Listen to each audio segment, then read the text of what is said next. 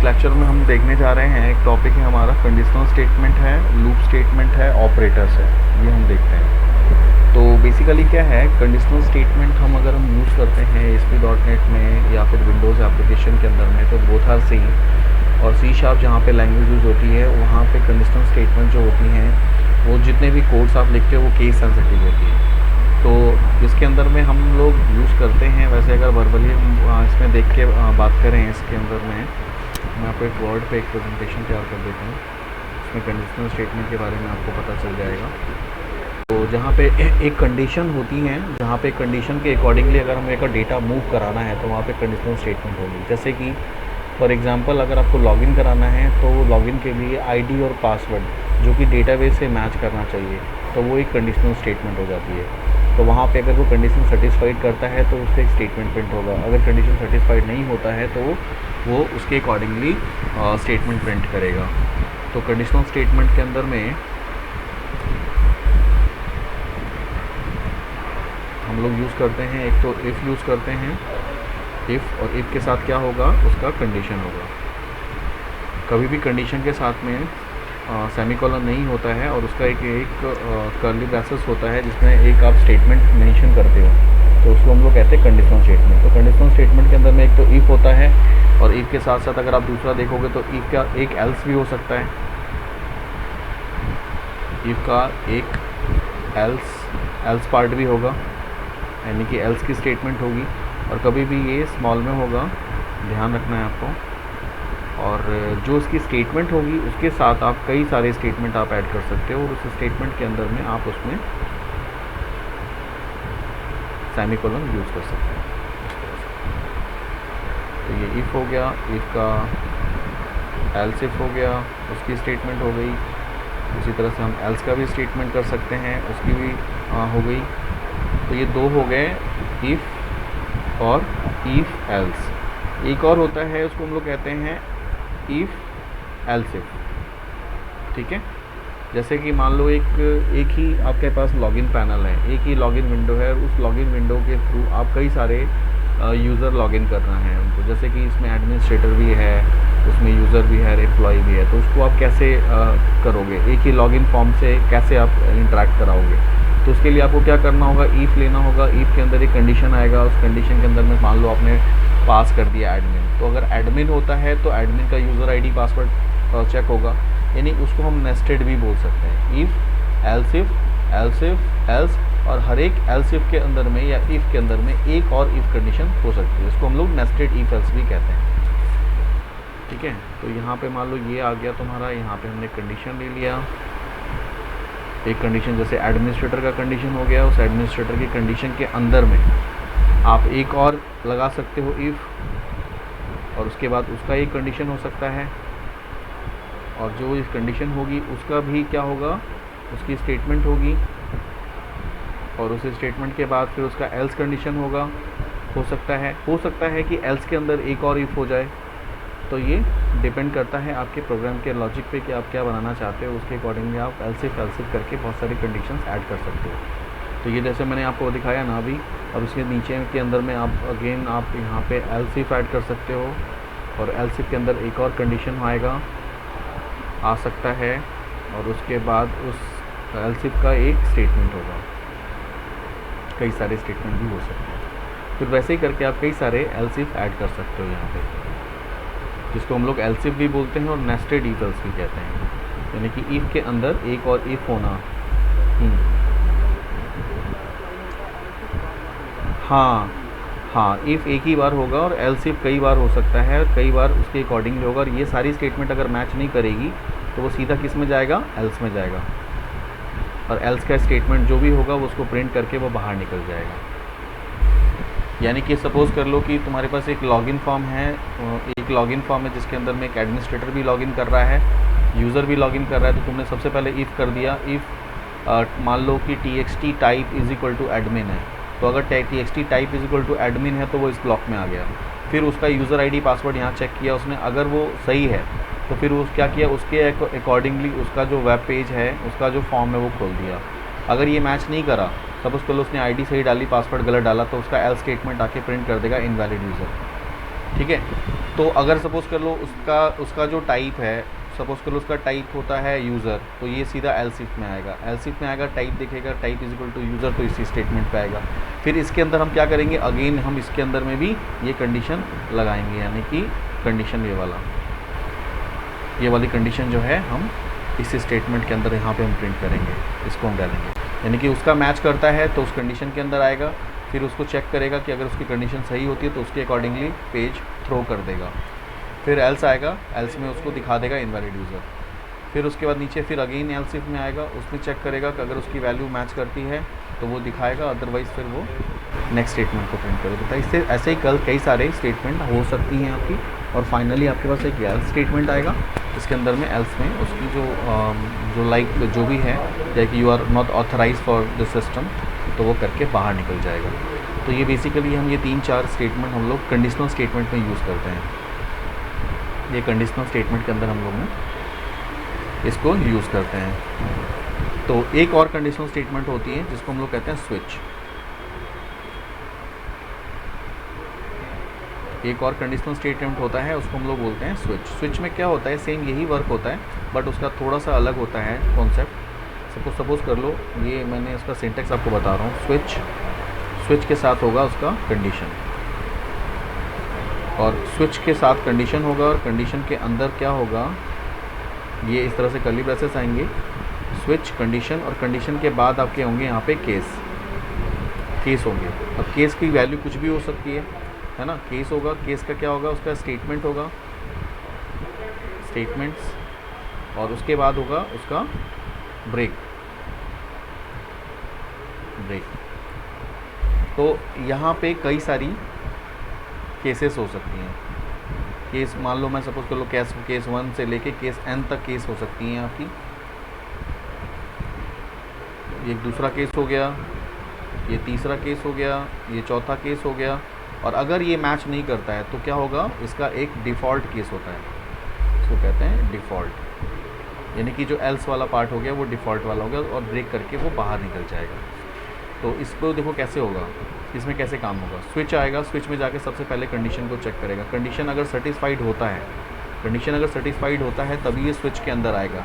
अब वो स्विच में देखेगा कि स्विच के अंदर में केस क्या है। सपोज़ कर लो, मैं एक छोटा सा एग्जांपल आपको देता हूँ। इसमें मैंने एक फॉर्म डिज़ाइन किया, उस फॉर्म के अंदर में मुझे एक वैल्यू एंटर करानी है, ठीक है। एक वैल्यू एंटर करानी है जिसमें मैं वैल्यू चाहता हूँ कि वैल्यू जो भी मैं एंटर कराऊँ ना, वो वैल्यू इंटीजर में कन्वर्ट हो जाए। तो मैंने एक टेक्स्ट बॉक्स ले लिया, उस टेक्स्ट बॉक्स के अंदर मुझे वैल्यू इंसर्ट करानी है और उसके स्विच के अकॉर्डिंगली उसको चेक करना है। तो मैं यहाँ पे कैसे करूँगा, तो उसके लिए मैं यहाँ पे लिखूँगा, सबसे पहले तो मुझे लिखना होगा int i is equal to int dot parse, ठीक है। int डॉट पार्स, उसमें मैंने क्या किया, जो टेक्स्ट बॉक्स के अंदर में जो भी वैल्यूज़ मेरे को एंटर करनी थी ना, वो मैंने वैल्यूज़ को कन्वर्ट कर दिया इसमें टेक्स्ट बॉक्स 1 डॉट टेक्स्ट, यानी कि टेक्स्ट बॉक्स 1 की जो वैल्यू होगी वो किस में चली गई, आई में आ गई ना। टाइप कास्टिंग कर दी तुमने, यानी कि जो टेक्स्ट बॉक्स 1 की जो भी वैल्यू तुमने टेक्स्ट बॉक्स एंड 1 में एंटर किया था वो आई के अंदर आ गया, ठीक है। अब आई में तुमने क्या किया कि स्विच के अंदर में तुमने आई को डाल दिया।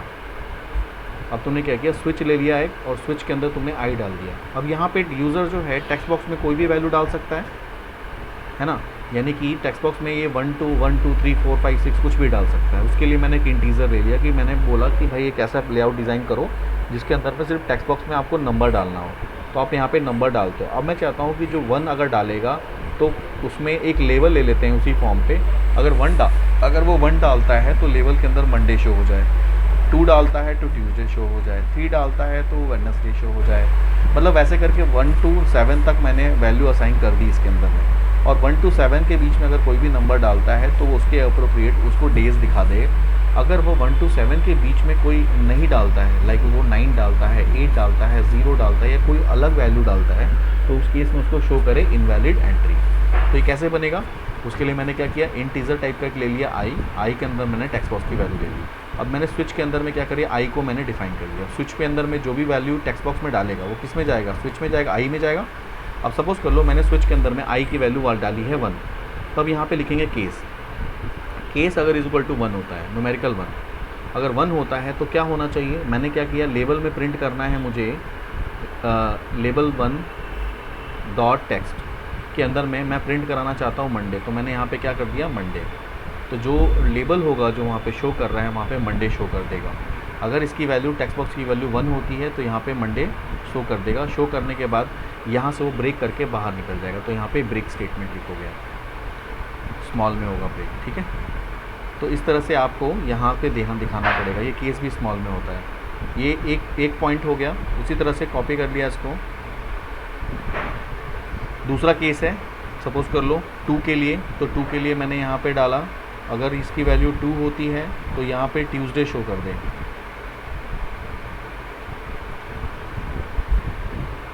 ट्यूसडे शो कर देगा, और ये फिर अगेन ब्रेक करके बाहर निकल जाएगा। अगर इसकी वैल्यू 3 होती है, यानी कि टेक्स्ट बॉक्स में अगर यूज़र 3 एंटर करता है तो उसके हिसाब से वेडनेसडे प्रिंट कर दे, फिर वे ब्रेक करके बाहर आ जाएगा। तो वैसे करके हम क्या करेंगे, एंड 7 तक हम लोग करेंगे इसके अंदर में। 4 किया, 4 के बाद 4 के अंदर में वेडनेसडे, थर्सडे आ जाएगा। तो इस तरह से आप लोग कर सकते हो यहाँ पे, और फिर वो ब्रेक करके निकल जाएगा। तो वैसे करके n नंबर ऑफ होगा, नीचे n नंबर ऑफ होगा, जैसे मतलब जितने तक आपको एंटर कराना है वो कराओगे। और उसके बाद जो लास्ट केस हो जाएगा उसको हम लोग कहेंगे डिफ़ॉल्ट। उसके बाद वो आ जाएगा डिफ़ॉल्ट पे। अगर वो डिफ़ॉल्ट होता है, इनमें से कोई भी नहीं होता है, तो वो डिफ़ॉल्ट पे जाएगा, और डिफ़ॉल्ट पे जाके लेवल पे क्या प्रिंट करेगा, इनवैलिड एंट्री, और वो फिर वो ब्रेक करके बाहर निकल जाएगा। तो ये है, दिस इज़ कॉल्ड स्विच।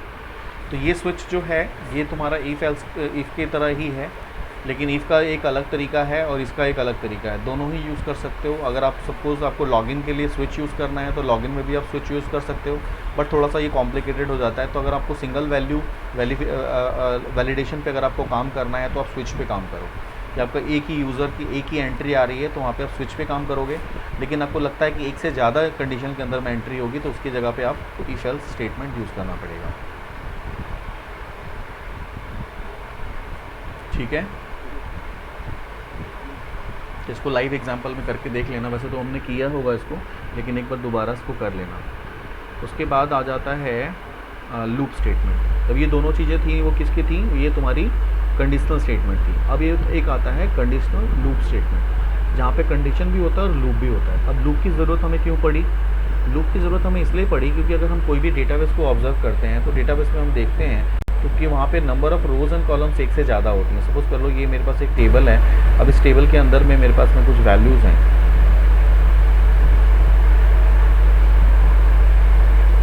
अभी मेरे पास ये टेबल है, इस टेबल के अंदर में कुछ वैल्यूज़ हैं। जैसे यहाँ पे कुछ रिकॉर्ड्स हैं, उस रिकॉर्ड्स के अंदर में अगर मुझे रिकॉर्ड को फाइंड आउट करना है, सपोज़ करो इसमें तो एक ही रिकॉर्ड है, तो एक ऐसा टेबल ले लेते हैं जिसमें बहुत सारे रिकॉर्ड्स हों।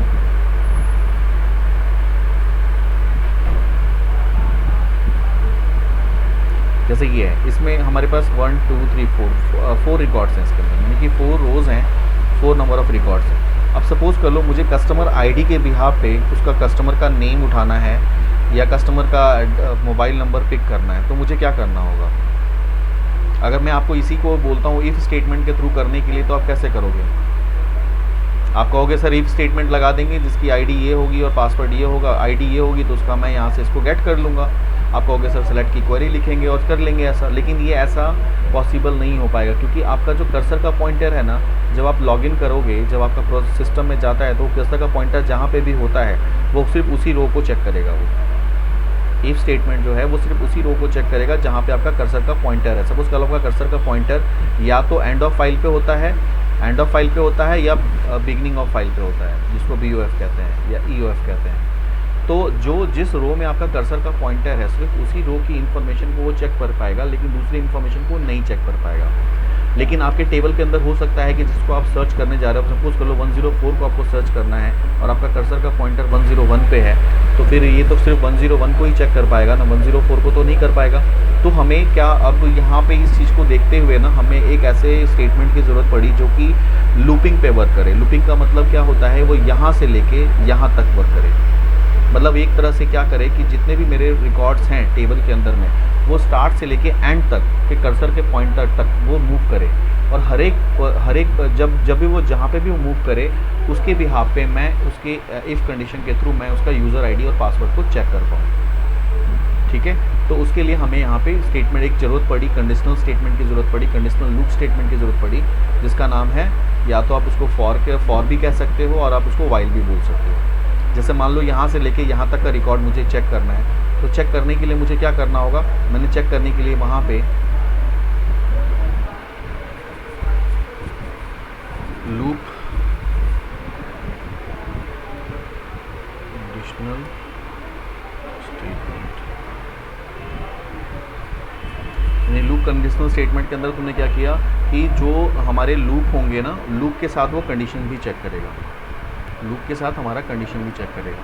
तो इसके लिए हम दो यूज़ करते हैं। एक तो यूज़ करते हैं वाइल के अंदर क्या होता है, कंडीशन, और इसके अंदर क्या हो जाएगी,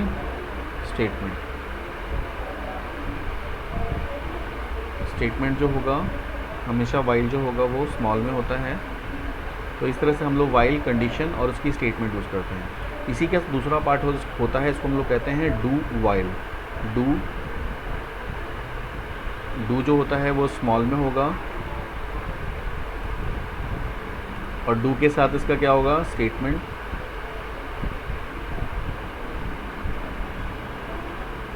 और उसके बाद होगा वाइल कंडीशन, और कंडीशन के बाद में इसमें सेमीकोलन होता है। इस तरह से होता है।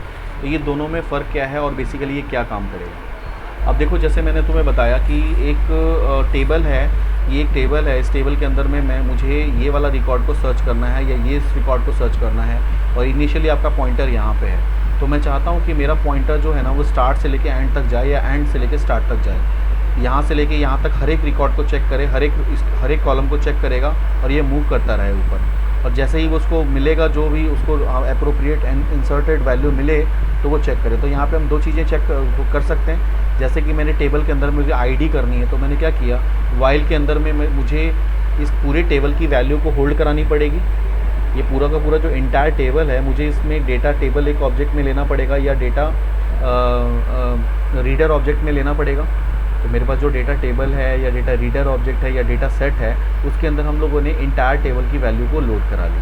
अब इस पूरी टेबल की वैल्यू को मैंने जिस कंटेनर में लोड किया, उस कंटेनर को यहाँ पे मैं कंडीशन में डाल सकता हूँ। जैसे कि मैंने आपको बताया था, एसक्यूएल डाटा रीडर हम लोगों ने यूज़ किया था, एसक्यूएल डेटा रीडर हम लोगों ने यूज़ किया था।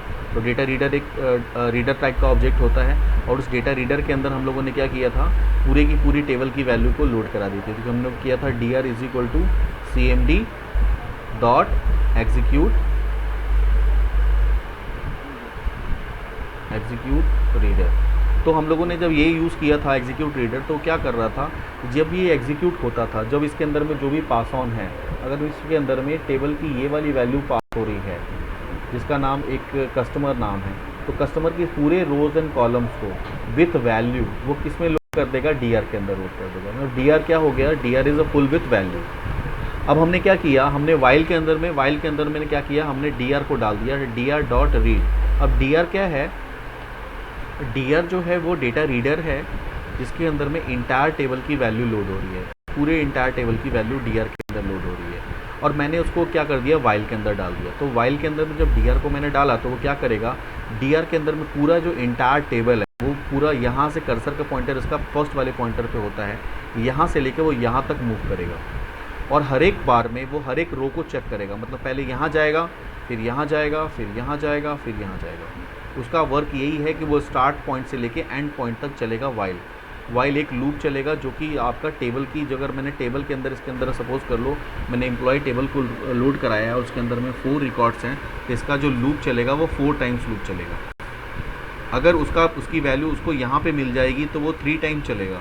अगर इसकी वैल्यू उसको 4 पे यहाँ पे मिलेगी तो वो 4 टाइम चलेगा। अगर उसकी वैल्यू उसको यहीं मिल जाती है तो 1 टाइम चलेगा। ठीक है, क्यों चलेगा, कैसे चलेगा, तो उसके लिए मैंने क्या किया, यहाँ पे वाइल कंडीशन में मैंने इसके अंदर में डीआर डाल दिया, और इसके बाद मैंने स्टेटमेंट के अंदर में मैंने इफ़ कंडीशन डाल दी कि अगर उसकी वैल्यू, अगर मैंने यहाँ लिख दिया कि अगर मेरे जो टेक्स्ट बॉक्स में जो वैल्यू डाल रहा हूँ, अगर मैंने लिखा txt जो मेरे कॉलम है यहाँ पे कस्टमर आईडी, तो मैंने लिखा txt customer ID dot text, ठीक है, इक्वल्स टू अगर डी आर के उस कॉलम से मैच कर रहा है जिसका नाम कस्टमर आईडी है, तो मैंने यहाँ पे दे दिया कस्टमर अंडरस्कोर आईडी, यही है, डॉट टू स्ट्रिंग, ठीक है। तो अब मैंने यहाँ पे कंडीशनल स्टेटमेंट के अंदर मैंने यहाँ पे इसके कर्ली ब्रेसेस दिए। तो अब ये मैंने यहाँ पे क्या किया कि अगर ये कर्सर का पॉइंटर इस वाले पोजीशन पे आता है फर्स्ट वाले, तो यहाँ पे कस्टमर आईडी के कॉलम की वैल्यू को वो चेक करेगा।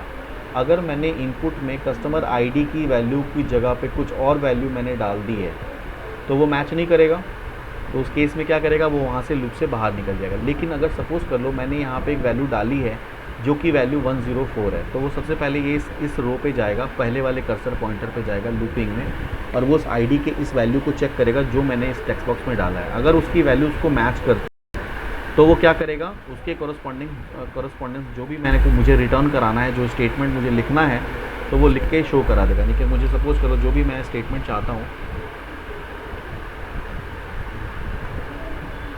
तो वो स्टेटमेंट यहाँ पे प्रिंट कर देगा। लेकिन अगर वो सपोज़ कर लो मैच नहीं करता है तो वो क्या जाएगा, एल्स में जाएगा, और एल्स में जाने के बाद वो क्या करेगा, उसके कॉरस्पॉन्डिंग वो डेटा को प्रिंट कर देगा। यानी कि जो स्टेटमेंट मैं चाहता हूँ एल्स में, वो स्टेटमेंट एल्स वाला स्टेटमेंट उसको प्रिंट कर देगा।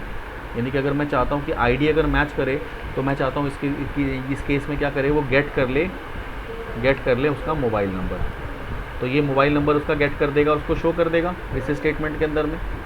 लेकिन अगर उसको नहीं मिलता है, अगर इसकी आईडी मैच नहीं करती है, तो उस केस में क्या करेगा, एल्स में जाके उसको जो भी अप्रोप्रिएट मैसेज है वो शो कर देगा।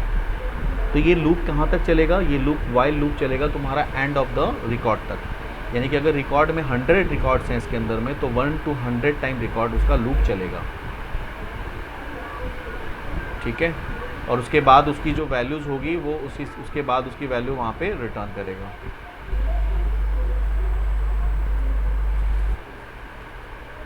ठीक है, तो ये होता है वाइल के अंदर में।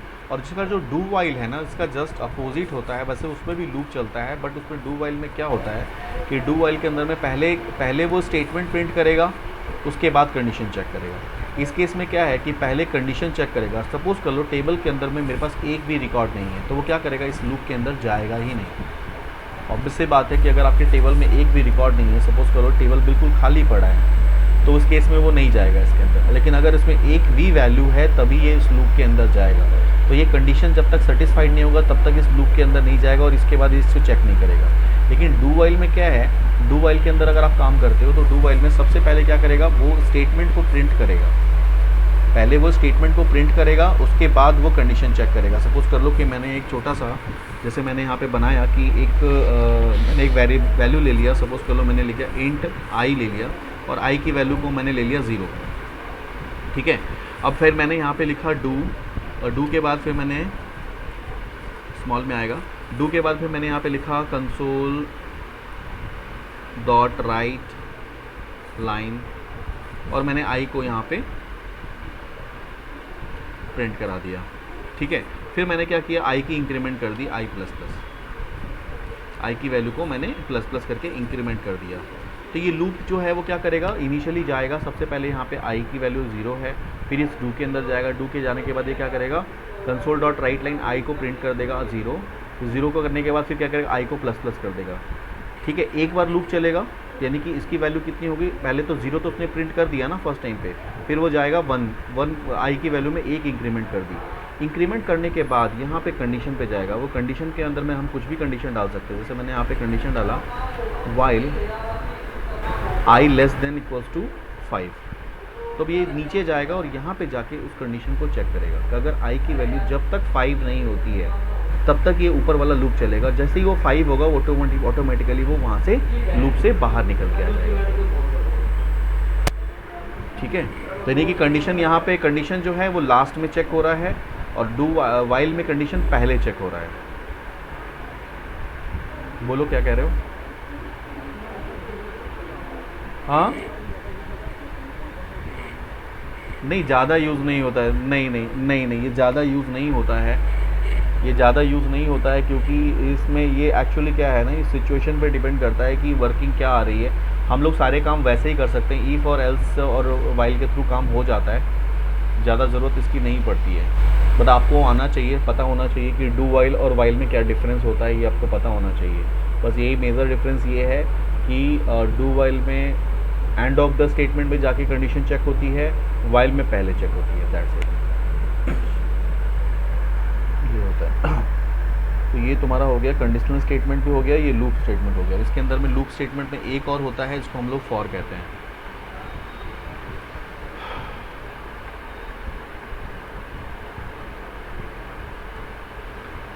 फॉर होता है, फॉर जो होता है वो भी एक लूप स्टेटमेंट है, जिसके अंदर में क्या होता है, सबसे पहले इंक्रीमेंट, पहले इनिशियलाइजेशन होती है उसकी, फिर इंक्रीमेंट होती है, सॉरी फिर कंडीशन होता है, और फिर क्या होता है, इनिशियलाइजेशन,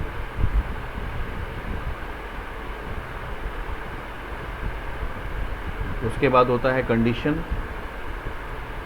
और फिर होता है इंक्रीमेंट या डिक्रीमेंट।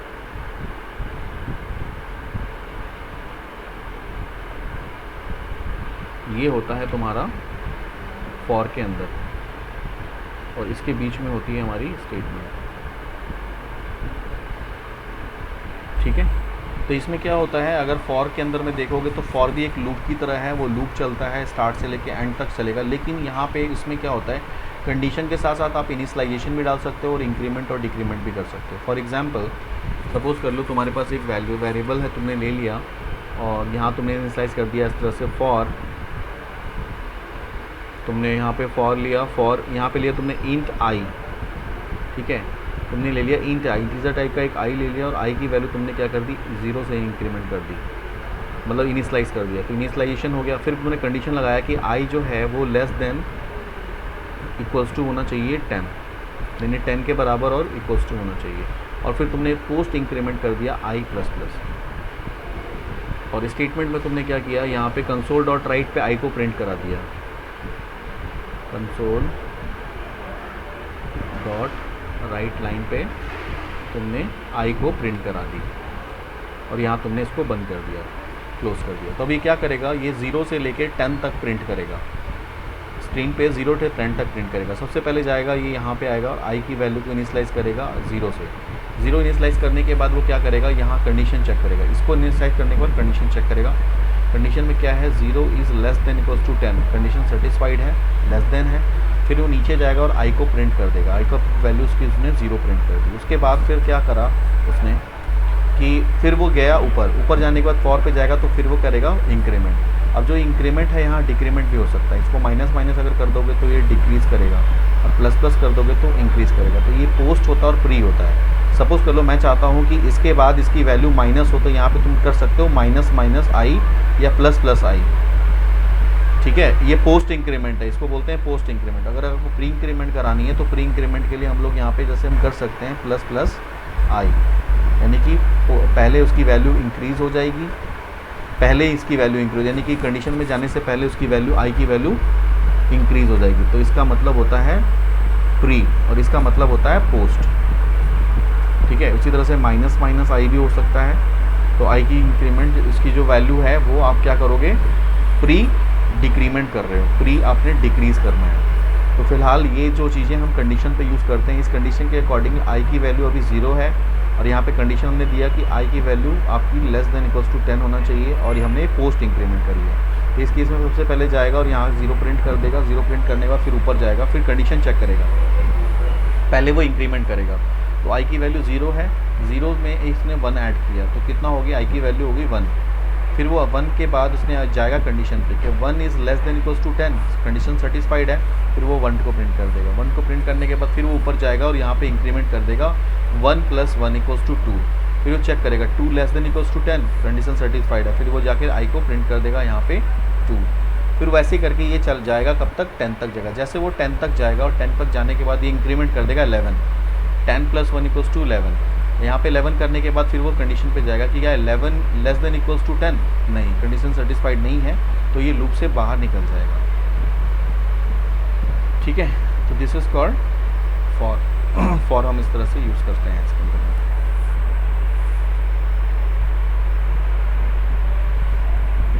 ठीक है, अब हम लोग इसके बाद ये तीनों चीज़ें समझ में आ गई आपको, ये कंडीशनल स्टेटमेंट आ गया, लूप स्टेटमेंट आ गया।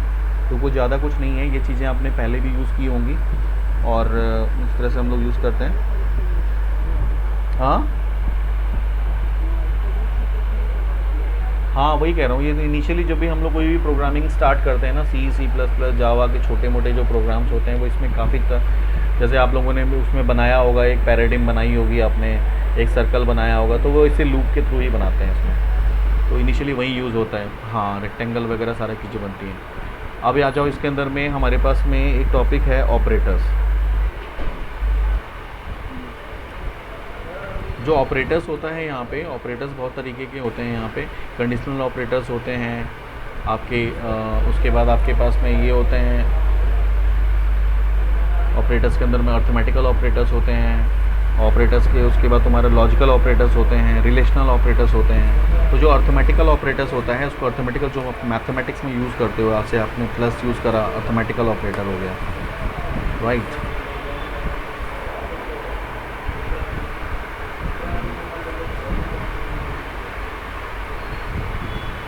प्लस हो गया, सब्ट्रैक्शंस हो गए, मल्टीप्लिकेशन हो गई, कि जो भी आप पहले यूज़ कर चुके हो वो सारे आप यहाँ पे यूज़ करोगे।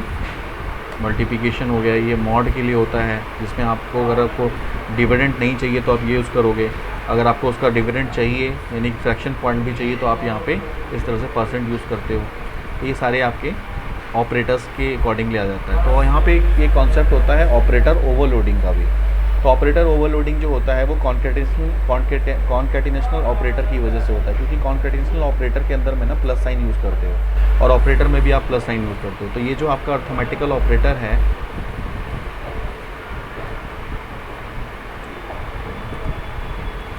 अर्थमेटिकल ऑपरेटर के अंदर में अगर प्लस का साइन आप देते हो यहाँ पे, तो ये ऑपरेटर का काम कर रहा है कि ये प्लस कर देगा, यानी कि दो नंबर को ऐड कर देगा। लेकिन अगर आपकी वैल्यूज़ होती हैं नंबर, इंटीजर, फ्लोट, डबल, तभी वो करेगा। लेकिन अगर आप कॉन्केटिनेशनल ऑपरेटर की बात करते हो,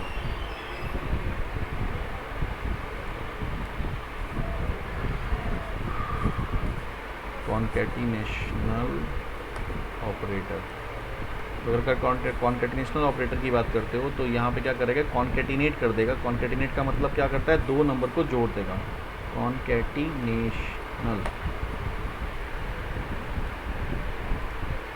मतलब ये दो नंबर को जोड़ेगा, कॉन्कैटिनेट कर देगा, यानी कि 1 + 1 को क्या करेगा, 2 कर देगा, सॉरी 1 + 1 को 11 कर देगा।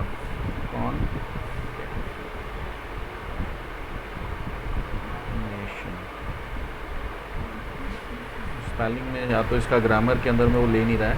तो कॉन्कैटिनेशनल ऑपरेटर कॉन्कैटिनेट करता है, जिसको हम लोग यहाँ पे प्लस का के साइन से लेते हैं। तो यहाँ पे जो प्लस का साइन है, यहाँ भी प्लस का साइन यूज़ हो रहा है और यहाँ भी प्लस का साइन हो रहा है। इसको देखते हुए हम लोग क्या करते हैं, इसको ऑपरेटर ओवरलोडिंग कहते हैं, यानी सेम ऑपरेटर आपका दो जगहों पे यूज़ हो रहा है। तो लेकिन ये किस तरह से डिफ्रेंशिएट इसको करता है, तो डिफ्रेंशिएट करने के लिए क्या करता है, ये ऑपरेंड को देखता है। ऑपरेंड का मतलब जो यहाँ पे ऑपरेटर्स यूज़ हो रहे हैं उसके ऑपरेंड को देखता है। अब सपोज कर लो यहाँ पे तुम प्लस की बात करते हो, तो प्लस के अंदर में तुमने यहाँ पे लिखा इंट i = 10, ठीक है। फिर तुमने लिखा इंट j = 20, फिर तुमने लिखा यहाँ पे इंट k = i + j, ठीक है। अब यहाँ पे देखो क्या करेगा, यहाँ पे k की जो वैल्यू होगी वो क्या करेगा, ये i की वैल्यू को देखेगा कि i की जो है 10 है और j 20 है, तो i 10 और 20 को प्लस करके वो क्या कर देगा, k में स्टोर करा देगा। यानी कि इसका जो रिजल्ट आएगा वो क्या करेगा, उसको 30 दिखा देगा, राइट। क्यों, क्योंकि देखो प्लस का साइन है वो देखेगा ऑपरेंड को, दिस इज ऑपरेंड। ये जो प्लस का साइन है ना, प्लस के साइन के पहले जो ऑपरेटर यूज़ हो रखा है उसको ऑपरेंड कहते हैं, और ये होता है ऑपरेटर। तो ऑपरेंड यहाँ पे i है और ऑपरेंड यहाँ पे क्या है, ये ऑपरेंड यहाँ पे ऑपरेंड ये है i, इंटीजर टाइप है इसका ऑपरेंड जो है इंटीजर टाइप है, और ये पे प्लस अर्थमेटिकल ऑपरेटर है। तो क्या करेगा, इस केस में इन दोनों को प्लस कर देगा। लेकिन अगर आप सपोज कर लो इसकी जो वैल्यू है अगर वो इंटीजर नहीं है, डेसिमल नहीं है, मतलब कुछ और है, तो उस केस में क्या करेगा, सपोज करो मेरे पास स्ट्रिंग टाइप का एक डेटा है, मैंने एक स्ट्रिंग ले लिया मैंने i, और स्ट्रिंग i के अंदर मैंने यहाँ पे ले लिया हेलो, यहाँ सपोज कर लो 1 ले लिया, स्ट्रिंग i के अंदर मैंने 1 ले ली, और यहाँ पे मैंने एक स्ट्रिंग लिया, स्ट्रिंग j = अगेन मैंने 1 ले लिया, ठीक है। अब फिर मैंने एक ले लिया स्ट्रिंग k = i प्लस जे। अगर मैं इसको रिटर्न कराता हूँ तो ये क्या करेगा, इसका जो ऑपरेंड है वो स्ट्रिंग टाइप का है, तो इस केस में क्या करेगा, इस केस में जो आपका रिजल्ट आएगा वो आएगा 30, लेकिन इस केस में अगर आप देखोगे तो इसका रिजल्ट आएगा 11। तो क्यों आएगा, क्योंकि जो ये प्लस का साइन यहाँ पे यूज़ हो रहा है इसका, लेकिन ऑपरेंड जो है ना ये क्या है, स्ट्रिंग टाइप का है। इसका जो ऑपरेंड है स्ट्रिंग टाइप का है और इसका जो ऑपरेंड था क्या था, इंटीजर टाइप का। तो ये क्या करता है, जो प्लस का जो साइन है ना ये ऑपरेंड पे डिपेंड करता है कि ऑपरेटर्स क्या हो रहे हैं, डेटा टाइप क्या है। डेटा टाइप अगर इंटीजर होगा तो वो प्लस कर देगा, लेकिन डेटा टाइप अगर स्ट्रिंग होगा तो वो क्या करेगा, कॉनकैटिनेट कर देगा 1 + 1 = 11। ठीक है, तो ये चीज़ हो गया आपका ऑपरेंड हो गया, ये ऑपरेटर्स हो गया। उसके बाद हम लोग आते हैं इसके अंदर में एक रिलेशनल ऑपरेटर होता है, रिलेशनल ऑपरेटर।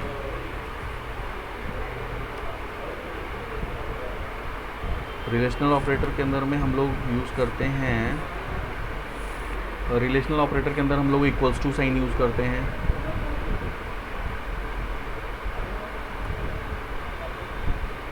ठीक है, इक्वल्स टू रिलेशन में आता है, मतलब कंपेयर कराने के लिए होता है, तो ये हम यूज़ करते हैं।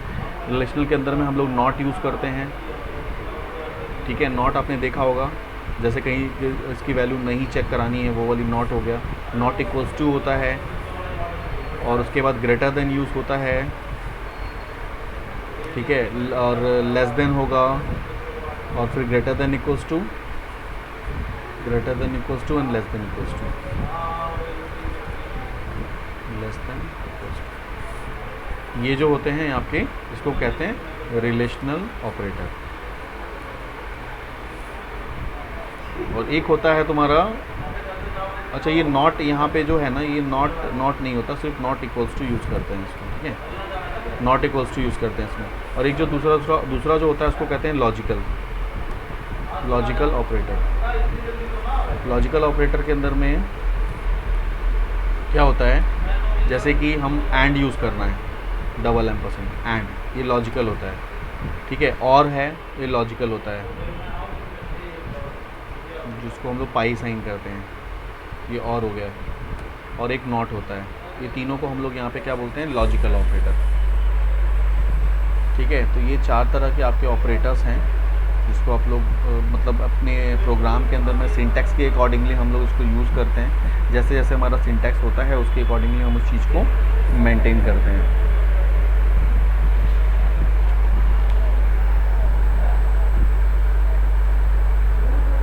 ठीक है,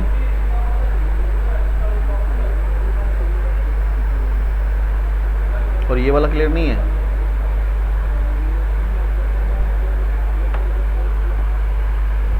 हाँ, रिलेशनल ऑपरेटर्स में greater than, less than, greater than equals to, less than equals to conditions होते हैं ना। जैसे कि अभी मैंने आपको तुम्हें बताया था ना, ये वाला प्रोग्राम, अभी ये जैसे ये वाला प्रोग्राम था, कौन सा था, हाँ ये कंडीशन जो हमने लिया था, ये कंडीशन हमने लिया था कि जब इसकी वैल्यू बढ़ेगी, अगर लेस देन होती है, इससे मैच नहीं करेगी, तो उसकी इसमें हम होता है। जैसे मान लो कोई हमारा टेक्स्ट बॉक्स है, पेड वैल्यू है, और जो टोटल वैल्यू है, तो paid value equals to total value होनी चाहिए, तो लेस देन इक्वल्स टू नहीं होना चाहिए। तो वहाँ पे हम ये ऑपरेटर यूज़ कर सकते हैं ना।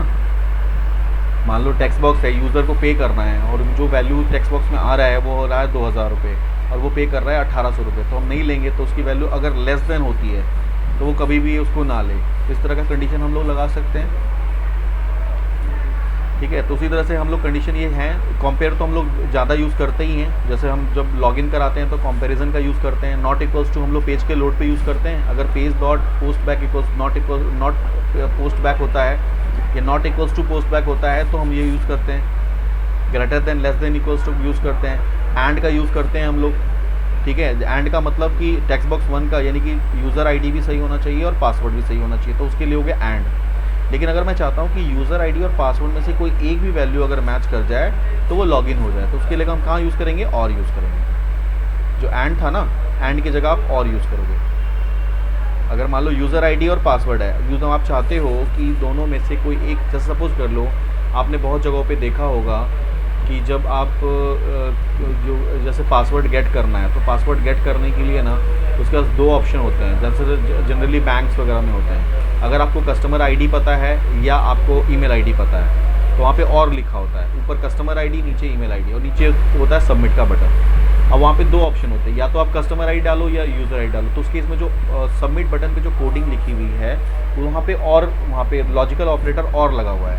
मतलब अगर आपने ईमेल आईडी भी सही डाल दी या कस्टमर आईडी सही डाल दी, दोनों में से कोई एक भी आपने सही डाली तो आपको मैं आपका पासवर्ड दिखा दूंगा, अदरवाइज मैं आपको नहीं दिखाऊंगा।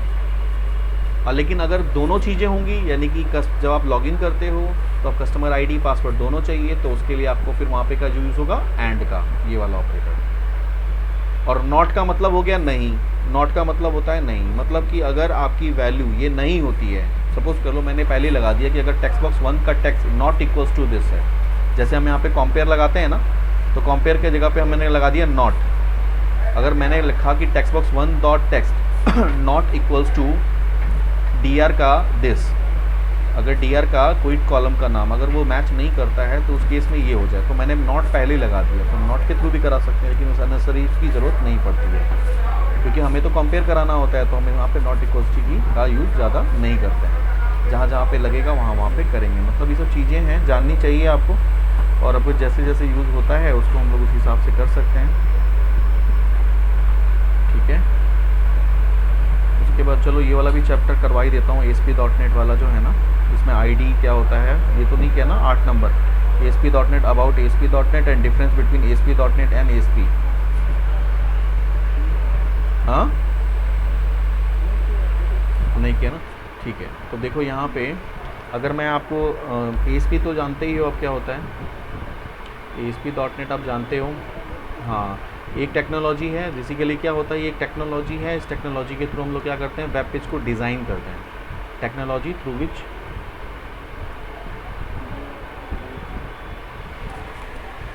विच we can design a web page. यहाँ पे डिज़ाइन की बात हो रही है, सिर्फ हम डिज़ाइनिंग करते हैं, डेवलपमेंट हम जो करते हैं बेसिकली हम लोग दूसरे वाले पेज पे करते हैं, डिज़ाइन एंड डेवलप दोनों कर रहे हैं यहाँ पे। ठीक है, तो लेकिन यहाँ पे क्या हो रहा है, आप जो ASP.NET आपको जो प्रोवाइड करा रहा है वो उसमें आप पेज को प्रॉपर आप लेआउट को डिज़ाइन कर रहे हो, और डेवलप आप किस पे करते हो, डेवलप आप जाके CS कोड पे करते हो, जैसे सर्वर साइड लैंग्वेज में करते हो ना।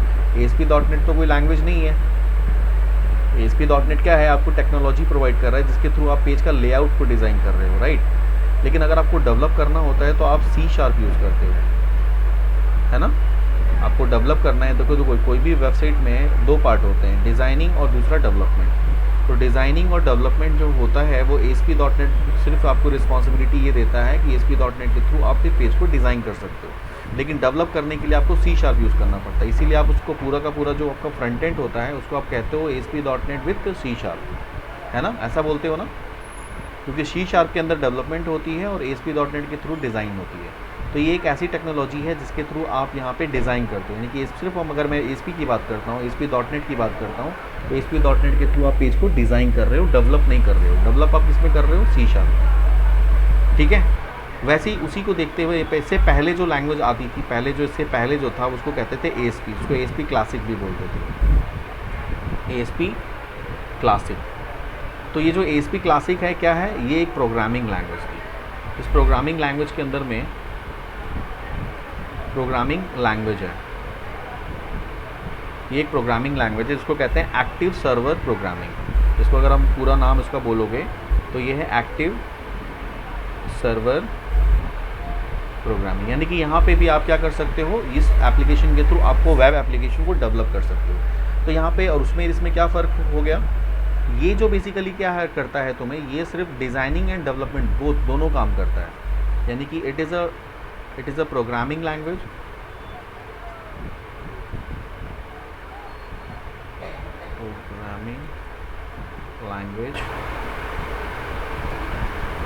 through which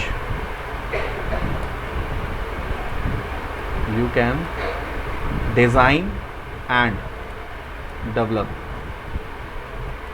a web application। एक वेब एप्लीकेशन को तुम क्या कर सकते हो, डिज़ाइन और डेवलप दोनों करोगे, यानी कि उसको पूरा का पूरा डिज़ाइन करोगे और डेवलप करोगे। डिज़ाइन के लिए यहाँ पे जो बेसिकली हम लोग यूज़ करते हैं, यहाँ पे जो हम यूज़ करेंगे वो HTML करते थे, एंड यहाँ पे ASP जो है, ASP classic language programming language use करते थे, जिसके थ्रू हम लोग डेवलप करते थे। तो ये जो बेसिकली था, ये दोनों चीज़ें आपके इसी के अंदर में आती है। यानी कि यहाँ पे अलग से कोई एक ऐसा प्लेटफॉर्म आपको नहीं दे रहा है जिसके अंदर में आप डिज़ाइन करो। तो आपको क्या करना होता था, डिज़ाइन करने के लिए आपको HTML यूज़ करना पड़ता था, और ASP क्लासिक के अंदर में आप प्रोग्रामिंग करते थे। तो ये जो मिला के ये पूरे के पूरे प्लेटफॉर्म के अंदर जो हमारा एप्लीकेशन डेवलप होता था वो इस तरह से होता था। तो यानी कि ये भी एक प्रोग्रामिंग लैंग्वेज, लेकिन यहाँ पे जो ASP है ये एक टेक्नोलॉजी है। यहाँ पे ये वाली पार्ट है जो टेक्नोलॉजी है, और यहाँ पे ये वाला जो है वो प्रोग्रामिंग लैंग्वेज है ना। इस चीज़ को कंसीडर करना है कि यहाँ पे एक प्रोग्रामिंग लैंग्वेज है जिसके थ्रू हम प्रोग्राम बना के एक वेब एप्लीकेशन को डेवलप करते हैं। लेकिन यहाँ पे कोई इस तरह की टेक्नोलॉजी आपको नहीं मिल रही है जिसके थ्रू आप पेज को विदाउट HTML डिज़ाइन कर सकते हो। लेकिन यहाँ पे आपको एक ऐसी टेक्नोलॉजी मिल रही है जो विदाउट HTML आप पेज को डिज़ाइन कर सकते हो with the help of ASP.NET technology. तो ये टेक्नोलॉजी है जिसमें सिर्फ आप क्या करते हो, डिज़ाइन करते हो, बस इस चीज़ का ध्यान रखना। और ये एक प्रोग्रामिंग लैंग्वेज है जिसके थ्रू आप डिज़ाइन एंड डेवलप दोनों काम करते हो। क्लियर है?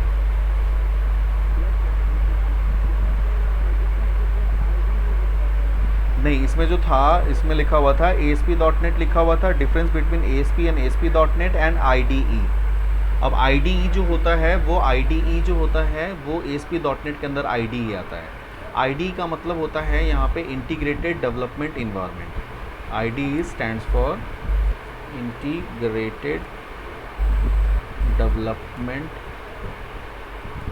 इन्वायरमेंट। मतलब इसका मतलब क्या हो गया, एक ऐसा इन्वायरमेंट क्रिएट करना जो कि इंटीग्रेटेड हो, किसके थ्रू, किसके लिए, किसके साथ इंटीग्रेटेड हो, यूज़र के साथ। यानी कि ASP.NET ने तुम्हें IDE प्रोवाइड किया है। IDE का मतलब हो गया इंटीग्रेटेड डेवलपमेंट इन्वायरमेंट। एक ऐसा इन्वायरमेंट उन्होंने आपको दिया है जिसके थ्रू आप सिस्टम से जुड़े रहो। इंटीग्रेटेड का मतलब क्या होता है, जुड़ना। यानी कि आपको एक ऐसा इन्वायरमेंट उन्होंने प्रोवाइड करके दिया है जिसके थ्रू आप सिस्टम से जुड़े हुए हो। यानी कि आपको जो भी आपको काम करना है इसके अंदर में आप इजीली उसको आइडेंटिफाई कर रहे हो with the help of graphical user interface. ठीक है, तो जो इन्वायरमेंट उन्होंने दिया है उस इन्वायरमेंट का कुछ कंपोनेंट्स है जिसके थ्रू आप उस सिस्टम से जुड़े हुए हो। तो यहाँ पे आप देखोगे कंपोनेंट्स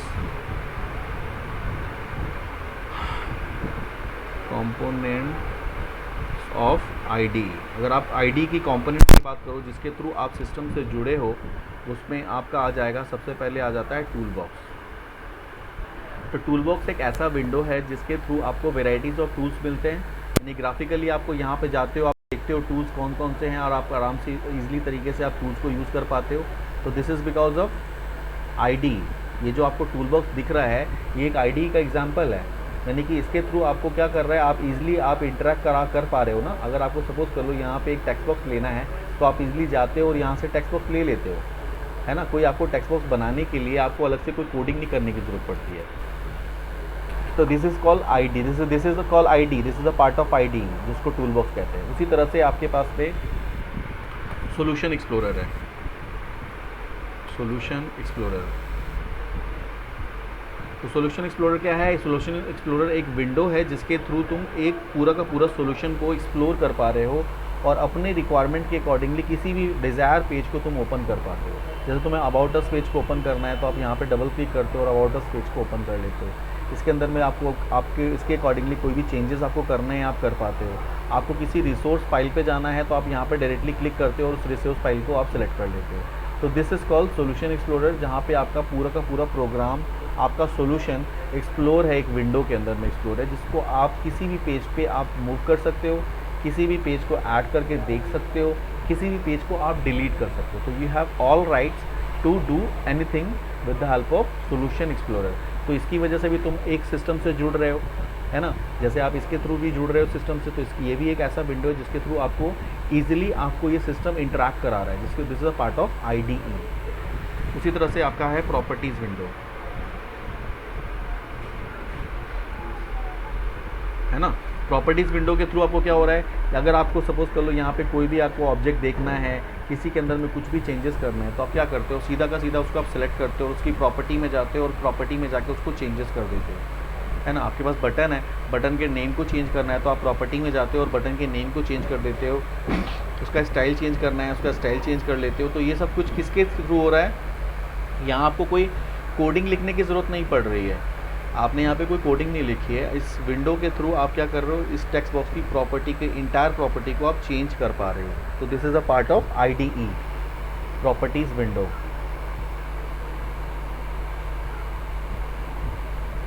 उसी तरह से आपके पास में है प्रॉपर्टीज़ विंडो हो गया, सॉल्यूशन एक्सप्लोरर हो गया, और सर्वर एक्सप्लोरर होता है।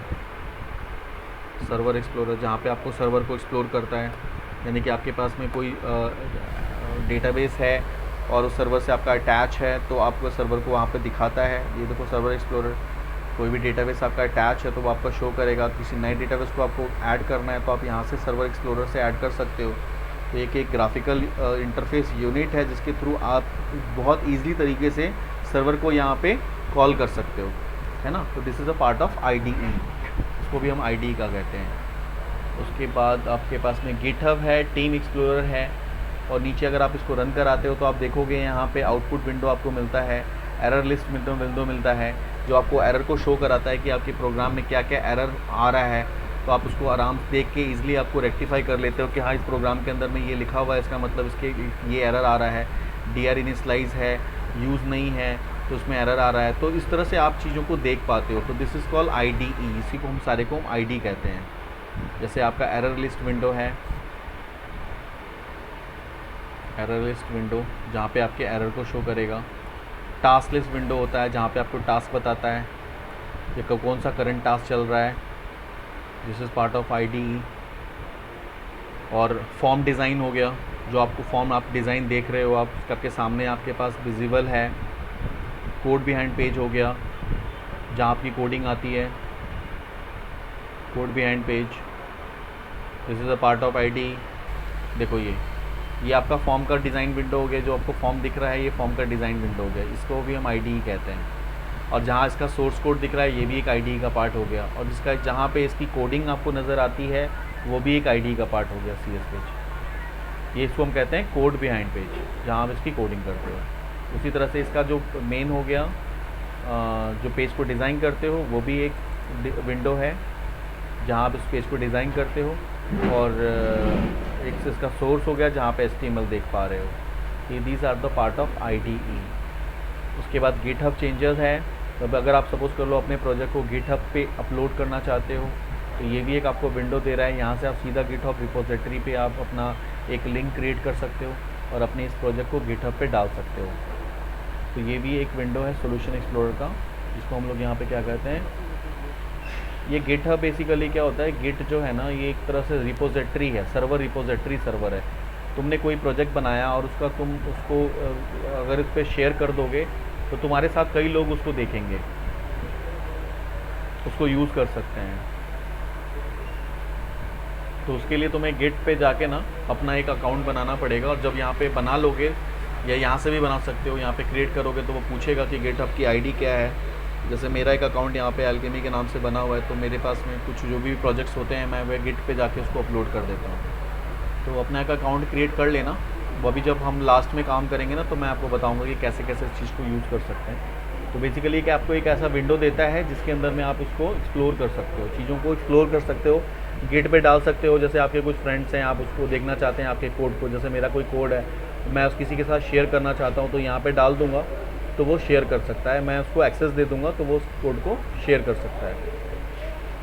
उसी तरह से यहाँ पे टीम एक्सप्लोरर है, जो आप सपोज़ कर लो मैं एक टीम में काम करना चाहता हूँ इसी इसके अंदर में, तो वो टीम के अंदर में शेयर कर सकता है। यहाँ पे भी गिट का भी आता है और साथ में लाइव शेयरिंग का एक ऑप्शन आता है। आप इस प्रोजेक्ट को कई सारे बच्चे एक साथ मिलके काम कर सकते हैं। तो ये जितने भी कंपोनेंट आपको ये दिख रहे हैं जो कि एक ग्राफिकल यूज़र इंटरफेस आपको बना रहा है, जिसी को हम लोग कहते हैं IDE, इंटीग्रेटेड डेवलपमेंट इन्वायरमेंट इसको कहते हैं।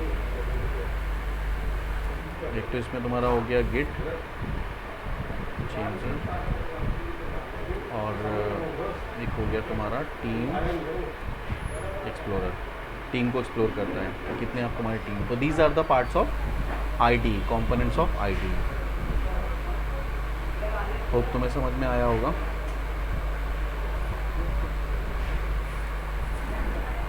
ठीक है, तो हम लोग का यहाँ तक हो गया है। ये मैंने हम लोगों ने कर लिया 5, 6, 7, 8, ये तीनों कर लिया हम लोगों ने। ठीक है, फिर हम लोग नेक्स्ट में कल देख लेंगे 9th वाले को भी ओवर कर लेंगे, और जो जो आज स्टार्टिंग से जो जो चीज़ें रह रही हैं ना उसको कवर करके फिर हम आगे बढ़ते हैं। ठीक है, इसको आप अच्छे से नोट कर लेना, और इसको प्रैक्टिकली भी कर लेना। मैंने प्रैक्टिकली आपको नहीं कराया, वैसे जस्ट इस पे कराया है। तो ये वाली फ़ाइल मैं आपको शेयर कर देता हूँ अभी, और आप उसको प्रैक्टिकली कर लोगे। ठीक है, हाँ वीडियो भी सेंड कर देता हूँ, और ये टेक्स्ट फाइल भी सेंड कर देता हूँ।